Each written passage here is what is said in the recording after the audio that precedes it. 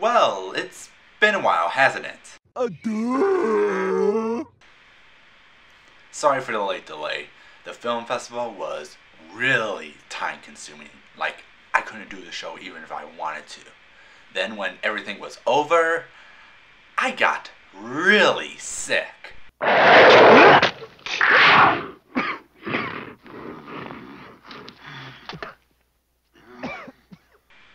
Not fun. So I had to move things around, see what I can do, but things are getting back on track.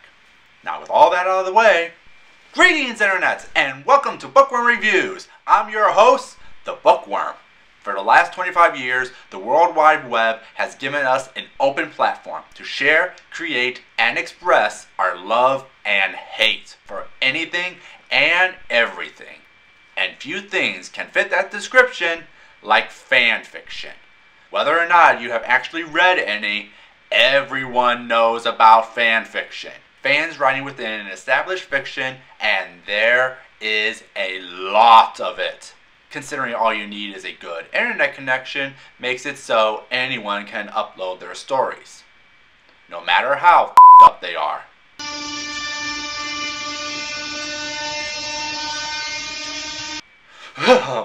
Cupcakes. There are a lot of debates about fanfiction, from its existence to the people who make it. So when I found this book, I knew I had to read it. Sit back and relax as we dive into Fangirl by Rainbow Rowell. He's a real nowhere man, sitting in his nowhere land, making all his nowhere plans for nobody.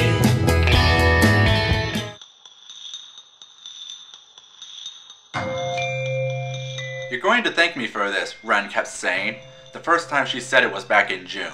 Cath had already set in her university housing forms, and of course, she put Ren down as her roommate. She hadn't thought twice about it. The two of them had shared a room for 18 years. Why stop now? We've shared a room for 18 years, Ren argued. She was sitting at the head of Cath's bed, wearing an infuriating I'm the mature one face.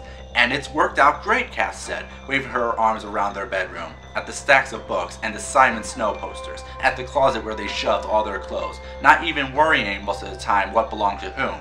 Cath was sitting at the foot of the bed, trying not to look like the pathetic one who always cries. This is college, Ren persisted. The whole point of college is meeting new people. The whole point of having a twin sister, Cath said, is not having to worry about this sort of thing. Freaky strangers who steal your tampons that smell like salad dressing and take cell phone photos of you while you sleep. Ren sighed. What are you even talking about? Why would anybody smell like salad dressing? Like vinegar, Cath said. Remember when you went on the freshman tour and that one girl's room smelled like Italian dressing? No. Well, it was gross. It's college, Ren said, exasperated, covering her face with her hands. It's supposed to be an adventure. It's already an adventure. Cath crawled up next to her sister and pulled Ren's hands away from her face. The whole prospect is already terrifying. We're supposed to meet new people, Ren repeated. I don't need new people. That just shows how much you need new people. Ren squeezed Cath's hands. Cath, think about it. If we do this together, people will treat us like we're the same person. It will be 4 years before anyone can tell us apart. All they have to do is pay attention. Cath touched the scar on Ren's chin, just below her lip. Sledding accident. They were 9 and Ren was in the front of the sled when it hit the tree. Cath had fallen off the back into the snow. You know I'm right, Ren said. Cath shook her head. I don't. Cath, please don't make me do this alone. You're never alone, Ren said, sighing again. That's the whole fucking point of having a twin sister. Fangirl follows Cath. Cath is a fangirl He said it! Of Simon Snow, a popular literary character that has taken the world by storm. Cath loves Simon Snow so much she writes fanfiction about him and has become a very popular writer in the fandom. But her life changes as she begins her freshman year at college and is not happy about it, because for the first time she is off on her own. Her twin sister Ren, while living on campus, is starting to drift away, leaving Cath alone with strange people in a strange land, with only Simon to comfort her. Fangirl is a coming-of-age story through the eyes of fandom both from within and outside, and damn does it hit the mark.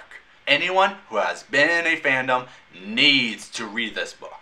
It does everything that makes a coming-of-age story coming of age without falling into the pitfalls that come with adding the fanfiction elements.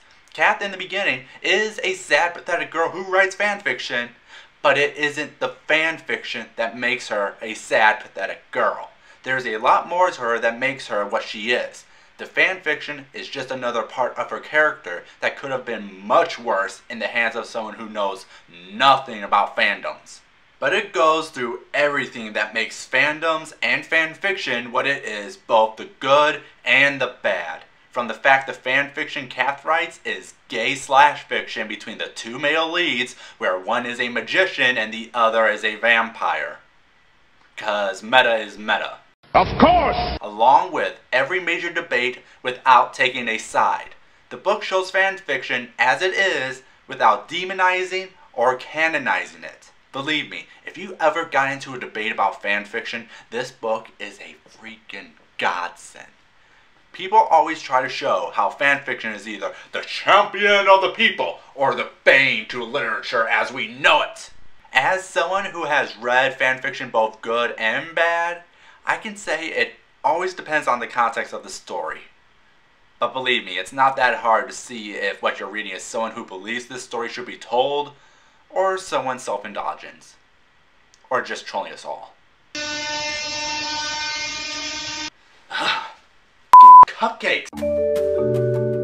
In other words, between the white and the black, there's 50 Shades of Grey. But the book is more than just fanfiction. It's a sweet, heartfelt book about growing up. Again, coming-of-age story. The book itself falls under something I like to call a time capsule book. Something that best describes an era it is being written in. The reason I call it that is because I believe as the years go by, people might not find it as interesting because things are always changing. Heck, the fanfiction Cath writes is already dated in context. But it doesn't undermine the main themes of coming out of your shell. It's a great photograph of a time that could only be written right now. Whatever happens to it is up to history to decide. Seriously, Fangirl is a great read that works on all the levels without trying to give a message that is the true message about fanfiction. With a great female protagonist, wonderful supporting cast, and a story that's easy to get lost in. What about you, Internet? What's your opinion about Fangirl? Next week, we head off to the future to play a special game. Till next time, have a nice day.